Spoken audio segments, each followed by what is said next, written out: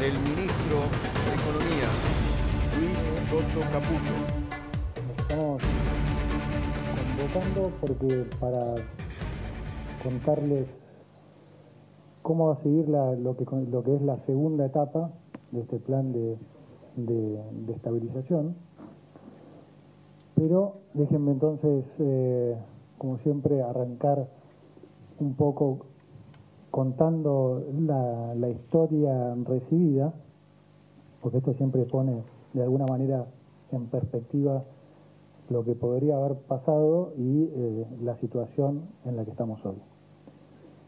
Como ya ha dicho muchas veces el presidente, hemos heredado la peor herencia de la historia, lo peor de las últimas 3 crisis, del Rodrigazo, de las hiperinflaciones del 89-90 y de la salida de la convertibilidad, ¿no?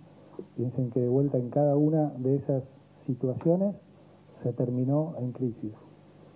En este caso, digamos, la combinación de esas 3 y se pudo evitar la crisis, es decir, recibimos un paciente literalmente en terapia intensiva y hoy, digamos, estamos en una situación ya claramente de recuperación.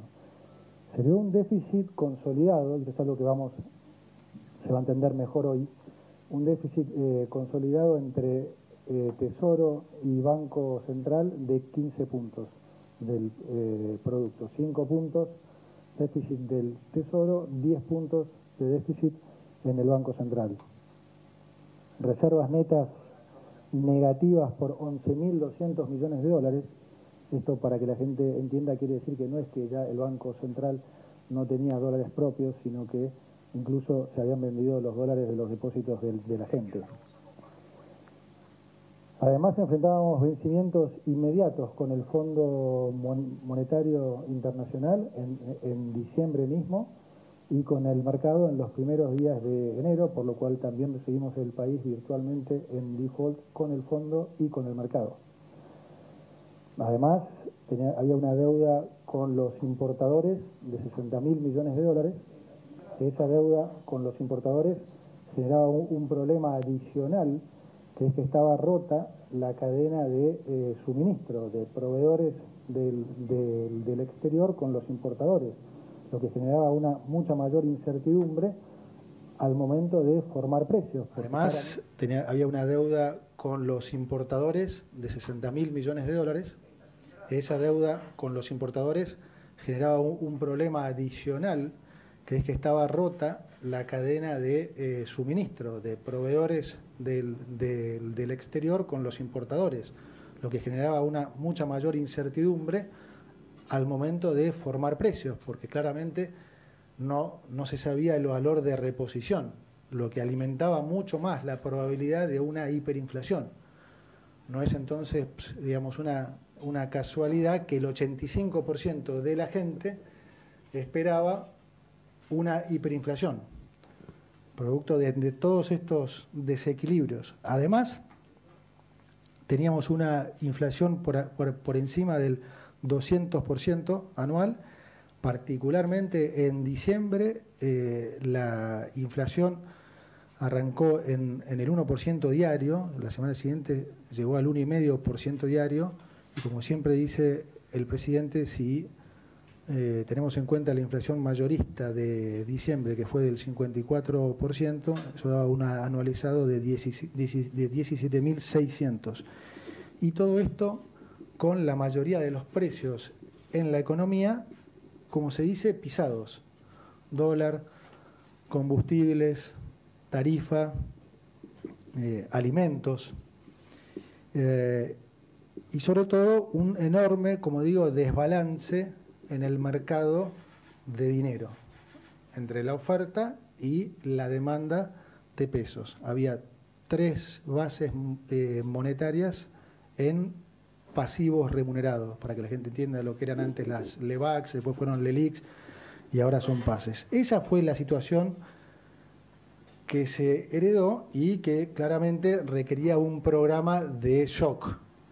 Y eso fue lo que hicimos, un programa fundamentalmente basado en una muy fuerte ancla fiscal, ¿no? Fuimos a equilibrio fiscal desde el día 1, algo inédito, porque recuerden que esos 5 puntos de déficit se especulaba con que de ninguna manera podían cerrarse, tal vez 1 o 2 puntos en el mediano plazo, pero definitivamente fue una gran sorpresa positiva el hecho de haber podido cerrar este déficit en el primer mes de nuestra función.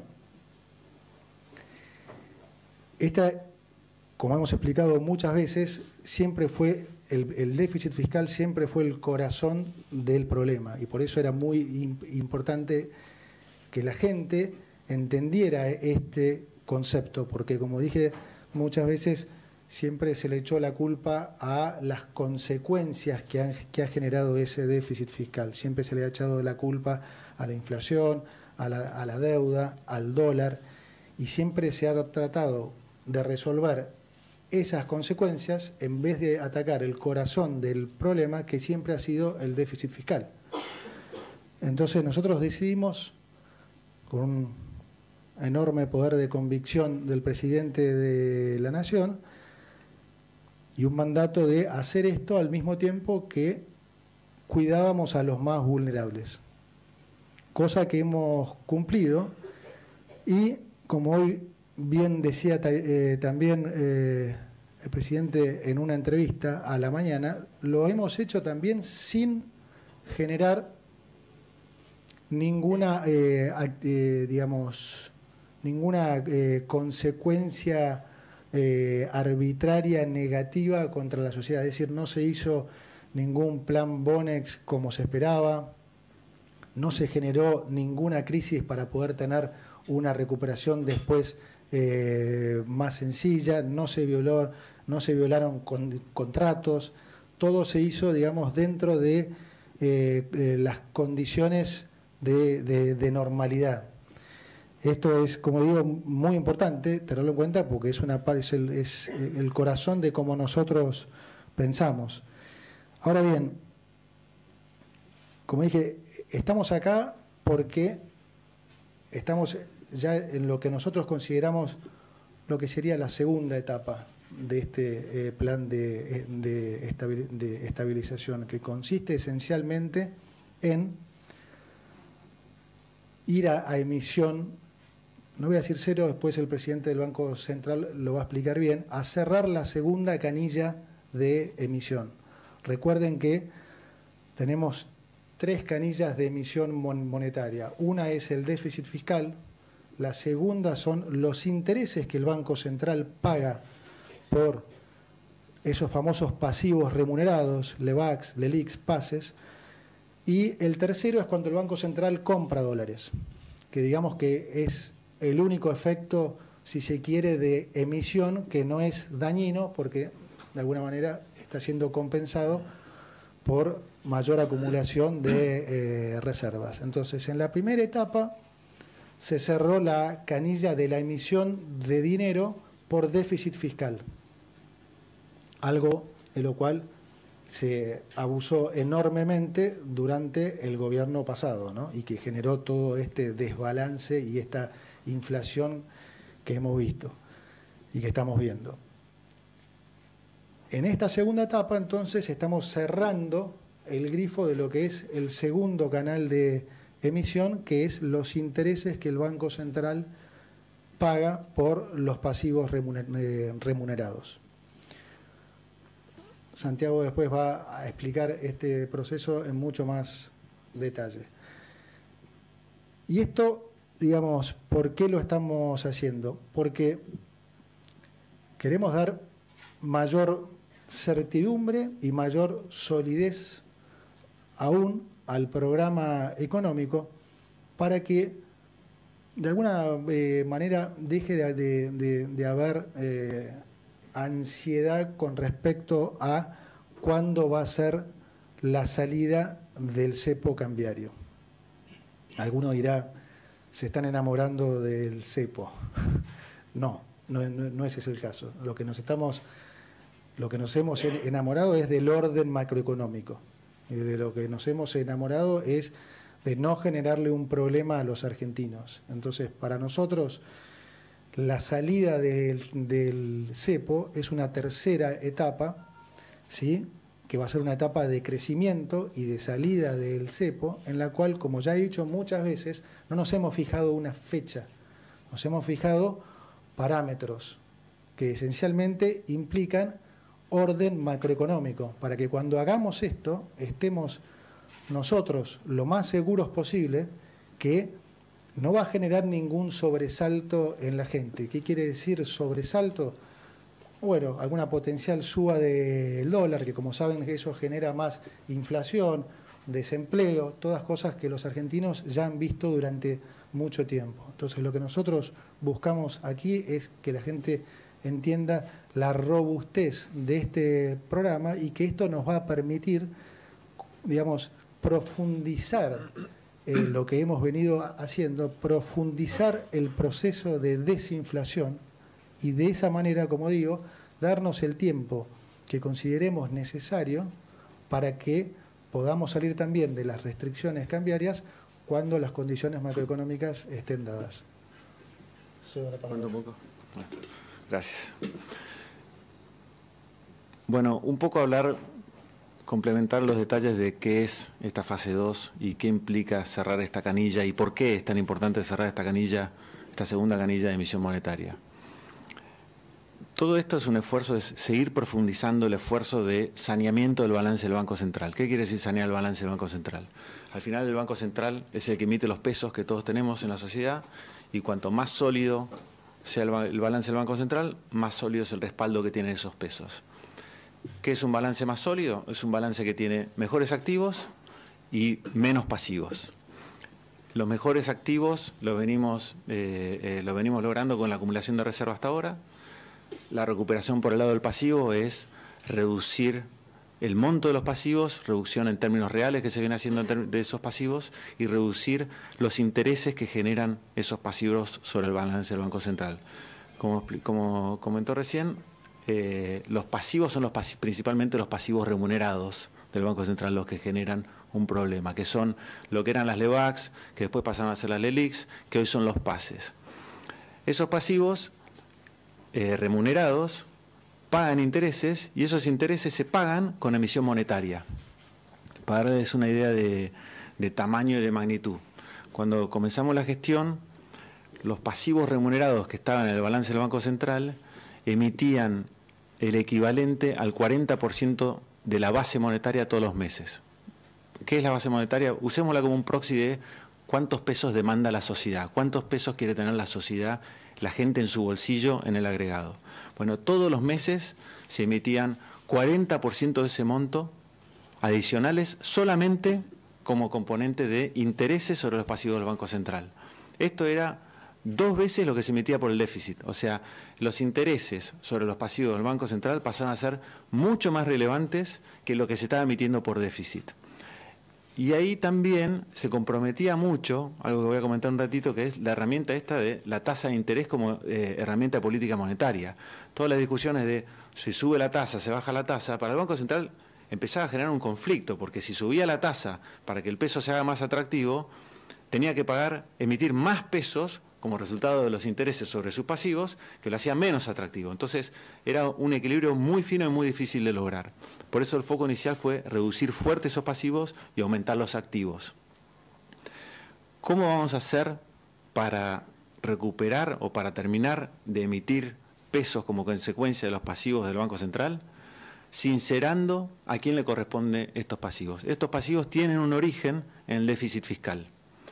En los años anteriores, en los momentos donde no había acceso al financiamiento, cuando se incurría en déficit, como no había acceso a endeudarse para pagar el déficit siempre se paga de alguna manera. O se financia con deuda o se paga con emisión monetaria. Si no hay acceso al financiamiento, se accedió o se eligió por ir por la emisión monetaria. Esa emisión monetaria era más de lo que la sociedad quería, de lo que la sociedad demandaba. Era una cantidad de pesos que se emitía como consecuencia del déficit que superaban la base de dinero, que es lo que decía recién, que es un proxy para la demanda de dinero, la base monetaria. Entonces, cada vez que ese déficit era mayor a la demanda, que tenía la sociedad por esos pesos, el Banco Central tenía que reabsorber esos pesos. ¿Cómo? Colocando pasivos que pagaban un interés para hacerlos atractivos. De esa manera se llegó a ese desbalance. Entonces lo que estamos haciendo ahora es sincerando esta situación, como decía, donde el responsable de esos déficits fue el Tesoro en el pasado. Pero la deuda de estos pasivos se alojaron en el balance del Banco Central. Hoy lo vamos a devolver al balance del Tesoro. Vamos a reemplazar los pasivos remunerados del Banco Central por pasivos del Tesoro que remunerará el Tesoro. El Banco Central va a seguir administrando la política monetaria, va a seguir operando de una manera muy similar a la que opera hoy, pero ya no sufre la consecuencia de que los movimientos en la tasa de interés resulten en mayor emisión monetaria. Esos movimientos en la tasa de interés o esa remuneración de esos pasivos al final van a terminar en mayor endeudamiento del Tesoro. ¿Qué quiere decir esto? Que el Tesoro se compromete doble a su performance fiscal. Esto que hasta ahora fue, si se quiere, una promesa política o de tener un objetivo de un déficit fiscal cero, ahora pasa a ser una medida en la que es importante que sea muy responsable, porque se tiene que hacer cargo en forma directa de este equilibrio monetario. Los agentes económicos, el mercado, van a estar mirando la solidez del peso en base al compromiso del Tesoro en cumplir con el déficit fiscal en forma muy directa. ¿Qué es lo que hace esto en términos de la política monetaria? Esto le devuelve o le reintegra una autonomía muy importante al Banco Central, principalmente por esto que comentaba hace un ratito, que es que el Banco Central puede fijar la tasa de interés sin preocuparse sobre el daño que puede causar sobre su propio balance. Ya desaparece este conflicto de interés en términos de si subo la tasa, ¿qué problema me causa? Entonces, puede moverse cómodamente a un terreno donde la tasa de interés puede ser positiva en términos reales y lo único que está haciendo es jugando un equilibrio macroeconómico o apostando a un equilibrio macroeconómico que al final va a estar solventado por la performance fiscal. Esta autonomía que suena como algo como si fuese técnico, al final es la herramienta que el Banco Central tiene para enfocarse en su principal función, que es erradicar la inflación. Ese es el objetivo principal de todo esto. Eliminar una fuente de emisión monetaria que le da autonomía al Banco Central para seguir ejecutando una política monetaria que erradica la inflación. Esto hasta ahora es a un nivel muy conceptual, en el sentido de cómo está hecho este anuncio, porque lo que estamos haciendo es, a partir del lunes, ya convocamos a los bancos a una reunión del Banco Central, donde vamos a empezar a entrar en los aspectos técnicos de esta medida, donde vamos a ir trabajando con ellos en la implementación. Durante las próximas 2 semanas van a ir saliendo, ustedes van a ir viendo distintas normativas del Banco Central y del Ministerio de Economía, que van a ir normando y estableciendo los parámetros para este nuevo esquema de política monetaria. Entonces es mejor anticiparlo para no sorprender a nadie cuando vayan saliendo esas medidas y que se entienda en qué marco se están tomando estas medidas. Todo este proceso es un proceso que es muy técnico, pero para los bancos es totalmente normal. Esto no tiene que implicar ningún tipo de sorpresa, sobresalto o cambio en lo que es la operatoria normal del sistema bancario. Déjame decir, para sintetizar, ¿qué implica esto para la gente? Bueno, implica, o sea, primero es un programa, digamos, económico, es la profundización de lo que hemos venido haciendo. Deriva entonces en un programa económico realmente robusto. O sea, estamos en un programa en el que estamos en déficit cero y emisión cero. ¿Qué implica este tema de que sea emisión cero de vuelta para la gente? Implica menor problema cambiario, ¿sí? Al estar fija la cantidad de pesos, disminuye enormemente la volatilidad cambiaria, porque, digamos, al estar fija la cantidad de pesos, en la medida que ingresan dólares a la economía, cada vez esa relación se hace mucho más estable, ¿sí? Y segundo, contribuye fuertemente al proceso que ya estamos viendo y que está sorprendiendo a muchos de desinflación. Entonces, ¿qué se debiera ver de digamos, de esta profundización, de esta segunda etapa del programa? Menor inflación, menor volatilidad cambiaria, lo que, como digo, va a derivar en menor riesgo para la gente en lo que va a ser la tercera etapa, que es esta etapa de crecimiento y salida del cepo. Estamos garantizando que vamos a entrar en un camino en el que vamos, digamos, no se va a estar corriendo riesgos en sentido, digamos, cambiario, que sabemos que le preocupa a muchos, y vamos a estar, como digo, profundizando la desinflación. Y al mismo tiempo, haciendo esto, sin la necesidad de querer hacer una salida de cepo, como hemos visto, como han opinado muchos, que no hay problema en que se piense así, pero sin hacerle correr ningún riesgo a la gente. O sea, cuando se cumplan las condiciones macroeconómicas necesarias, haremos esa movida. Escuchamos preguntas. Respondemos. Buenas tardes, Liliana Franco, acá Liliana Franco de Ámbito Financiero.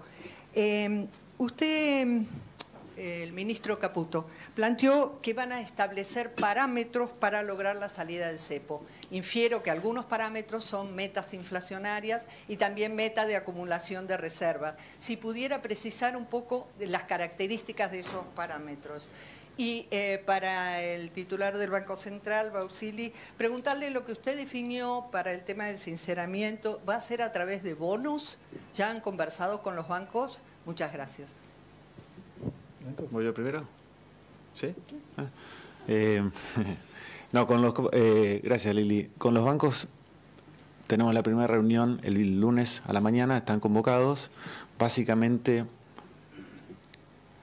lo que va a haber es un mecanismo de esterilización similar al que hay hoy con los pases del Banco Central, pero que van a estar centrados en una letra de regulación monetaria, que es la que en definitiva van a acceder los bancos y usar los bancos para colocar sus excesos de liquidez, que va a administrar el Banco Central, pero que va a estar constituida en el balance del Tesoro. Con respecto al cepo, Lili, lo primero que diría es ratificar lo que siempre, digamos, lo que ya hemos dicho, pero que nunca está de más aclarar lo que es, digamos, se mantiene el crawl del 2%, se mantiene el 80-20 y no hay ningún proyecto de devaluación, ni tampoco es cierto que el fondo haya pedido eso. Entonces, ahora, ¿cuándo vamos a salir del cepo? Como dije siempre, cuando estén dadas las condiciones. No nos ponemos una fecha, nos ponemos parámetros. Y nosotros queríamos entonces, como digo, llegar a esa fecha dándole al mercado las mayores certezas posibles. Bueno, ¿qué mayor certeza que decir que al déficit cero vamos a agregarle emisión cero? Eso te diría que es lo más prolijo que se puede hacer. ¿Qué tal? Buenas tardes. Javier Blanco, de La Nación. A quien corresponda. A ver, si no va a haber pasivos remunerados del Banco Central, ¿cambia entonces la tasa de política monetaria? ¿Cómo se va a fijar la tasa de política monetaria? Porque hoy está fijada en función de los pases pasivos. Son tres preguntas, pero cortas. La segunda tiene que ver con, ustedes hablan de emisión, de los motores de emisión, y no nombraron uno que menciona, y mencionó reiteradamente el presidente Milei, que es esta garantía de recompra que le dieron a los bancos por títulos de la deuda pública.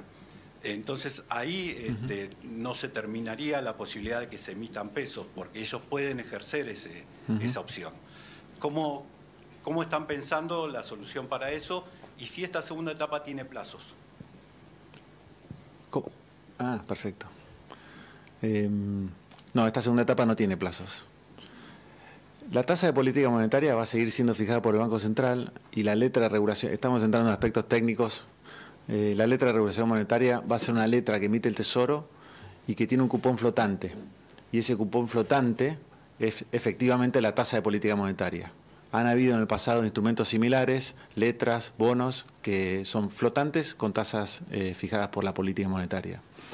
Y con respecto al tema de los puts, como comentamos un par de veces, son contratos que existen, que se van a cumplir, o sea, se van a respetar, y que estamos trabajando con los bancos en soluciones que le devuelvan al Banco Central el manejo de la política monetaria. O sea, que el Banco Central, que la política monetaria no dependa de la decisión de un tercero en cuanto a la emisión de dinero.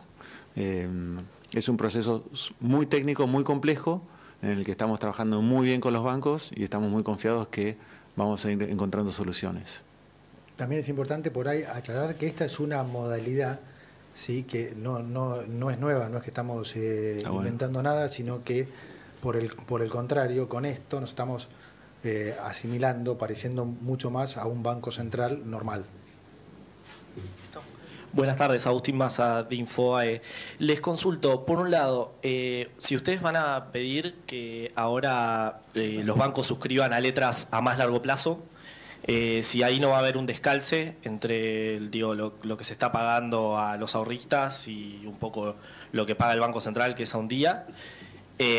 Si se va a ir a tasa positiva para los plazos fijos, si hay algún plazo en esto, y un poco la preocupación del mercado por estos días, que es las ventas de reservas del Banco Central. Buenísimo. Que junio fue el primer mes que terminaba en negativo y bueno, empezó a haber una cobertura de liquidez. ¿Qué es lo que tienen previsto para el segundo semestre? Gracias.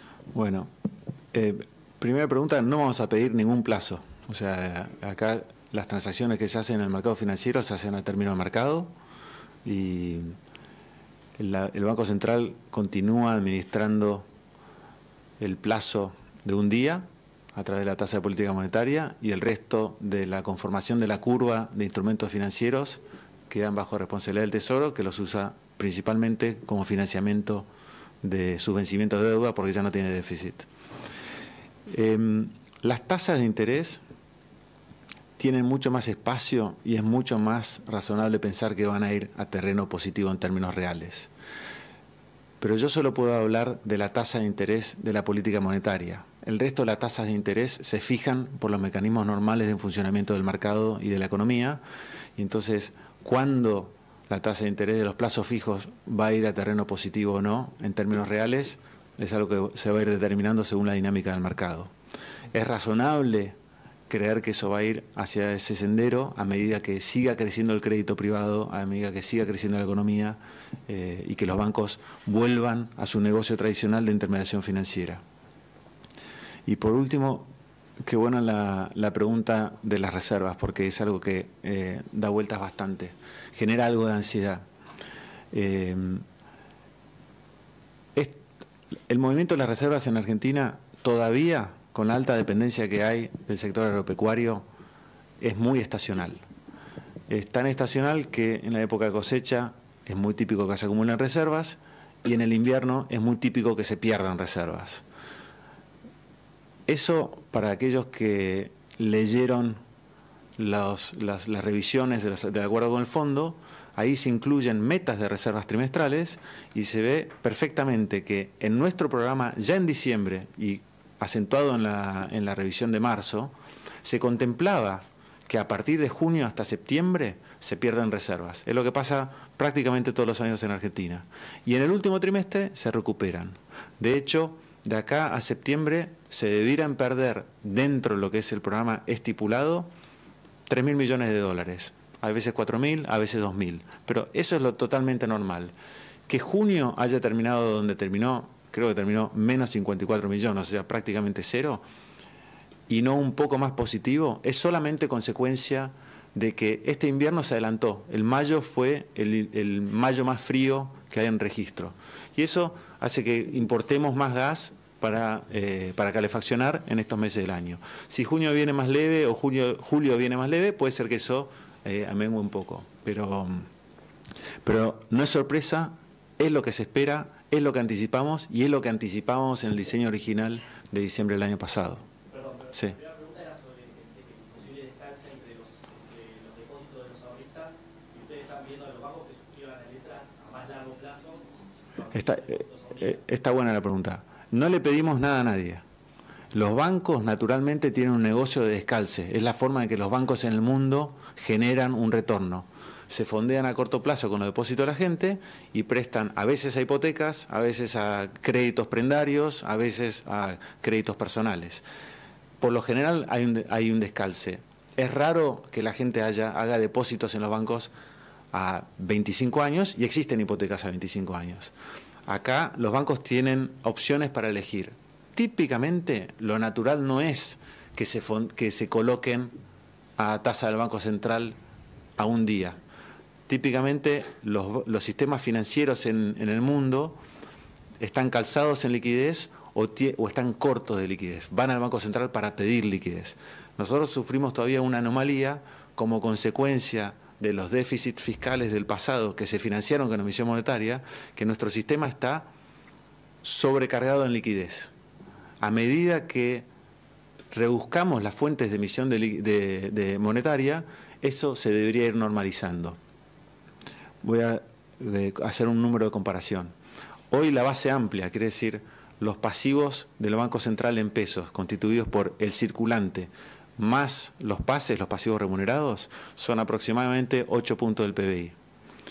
En 2015 al 2018 era entre 8 y 9 puntos del PBI solamente la base monetaria.